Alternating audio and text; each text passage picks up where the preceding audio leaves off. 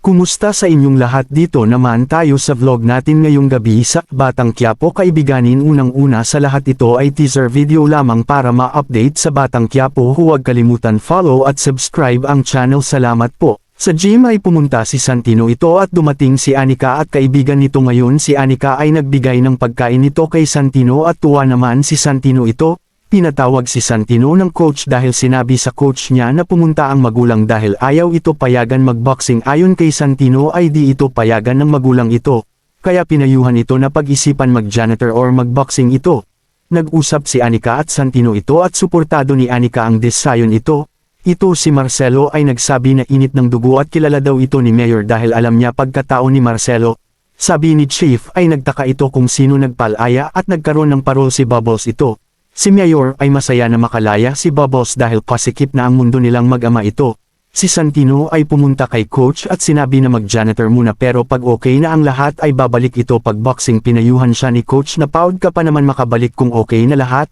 Pupunta si Berting at Ben ito sa bahay ni Makang para mag-investiga ito. Sinabi ni Don Facundo na mauna na sila dahil mag-practice ng firing shooting pero sinabihan ni Don Ramon dito na lang sa bahay ito mag-practice at pumayag sila. Pumunta sila Ben at Berting ito pero sinabi ng tags doon ay baka kasama kayo sa mga tauhan ng asawa ni Makang at huwag na kayo tumuloy dahil baka makasama kayo sa investiga ng OWAS. Kay umalis na sila. At ayon dito ay nag-practice sila ito ng shooting fire ito sila Remoj at Don Facundo ang naunang ngayam. Nagsabi si Don Facundo na pastahan tayo para maganda pastahan ng kotse pag natalo kami sa iyo na ang kotse. At ayon si Tanggol at Pablo ay nag-practice padamihan ng tama ito at dito nagwagi sila Tanggol ito kaya masayang pangkat ni Don Julio at Ramon ito. Pero natalo sila Pablo at Don Julio nito. Sila Marcelo at Tanggol kasama ang kaibigan ay nasa labas at ito ay umupo at nagkwentuhan ito. Dito dumating na si Ben at Berting ay binalita ito kay si Primo at Amanda ito na pinatay ang tauhan sa asawa ni Makang ito.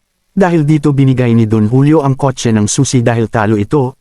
Dito ay dumating ang grupo ni Bong, akala nila makipag-away pero gusto magkasundo ito at nagkamayan sila ito. Pero si Mayor Celso sinabi na gagamitin lang sila. Tanggol ito ni Marcelo.